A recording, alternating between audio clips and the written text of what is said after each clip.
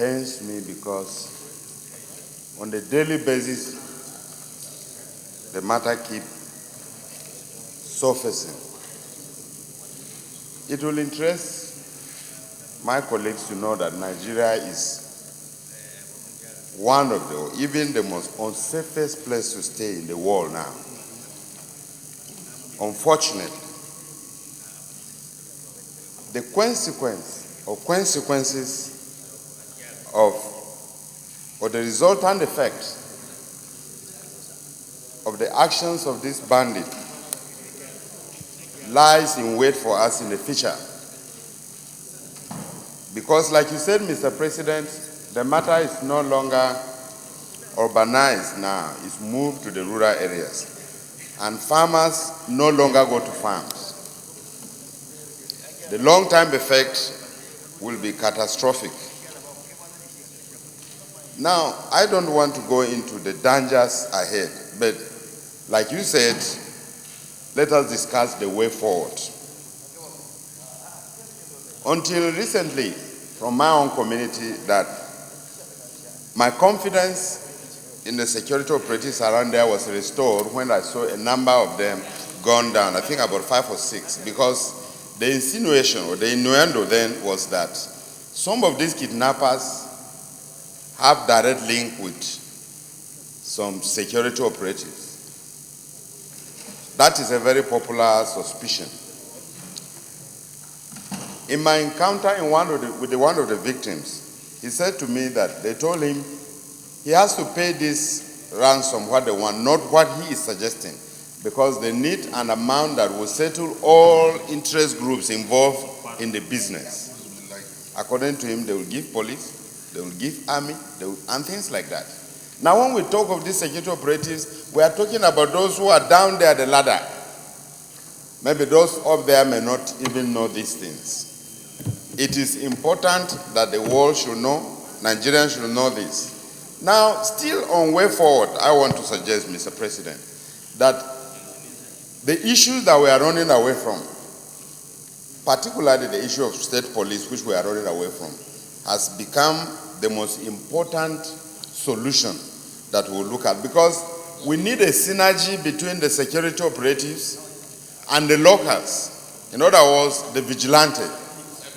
In every community, if there is this synergy, if there is this partnership, it will reduce this menace drastically, because these locals, they know themselves, they know the criminals, and the hideout where they take these victims to can only be known by the locals. So this coalition is going to help a big time in solving or reducing this menace. Mr. President, to our security operatives again, I want to commend them for the role played in trying to ensure that there is no rigging there in the election, no rigging there in the election, in this town or that town. But this is where the kind of role they played is more needed. If we can have a massive deployment of security operatives to some of these flashpoints, I am telling you, these criminals will be smoked out. They will be smoked, there is no doubt about it. Because the number of operators I see trying to help us to ensure that there is no rigging, if we can have that same number mobilized to some of these flashpoints, how many are these criminals?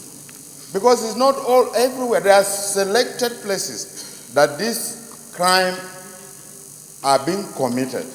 Of course, it's around the country, but if they see many that are being killed, I'm telling you, they will definitely change their mind. I also want to suggest that I see some states that have passed laws, banning this, or not really banning, coming up with very harsh punishment or sanctions, like capital punishment, for instance.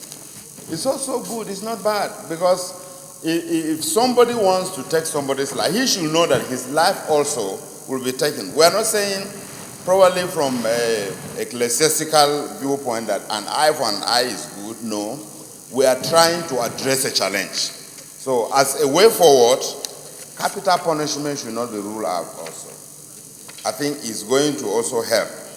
This, Mr. President, is my own opinion, my humble opinion. And I also want to suggest improved intelligence gathering.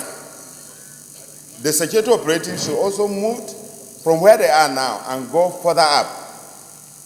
Intensify intelligence gathering more than what they're doing now. Because these people communicate, they use telephone, and the service providers also. We must also ensure that nobody has a telephone number that is not registered. They made a lot of noise about that. But this seems to have gone down underground, and nothing is being done about that. I think these are some of the issues that, if they are addressed, we may be able to tackle this matter frontally. I agree that we must depart from blame game, but we should also know that it is the duty of government, primary duty of government, is the protection of lives and property. Where this is failing, government must know that it is failing in its duty to protect lives and property. There is no doubt about this. No blaming game. We mustn't play politics with this. All of us are involved in this matter. The executive, the legislature, the judiciary. So we are actually failing because we cannot provide security for Nigerians. Nigerians are not safe. People no longer go to farm, and there will be no food in the nearest future. States that are classed or classified as food basket of the nation no longer go to farm. Farmers in Taraba don't go to farm. In Benue, they don't go to farm because of activities of this bandit. In Zamfara, elsewhere. So where will the food come from? So the long effect of this is yet to face us as a nation. And I pray that we may not wake up one day and be looking for what to eat. With your money, you can't get the food to buy because nobody is going to farm. Thank you, Mr. President. I pray the Lord will deliver Nigeria.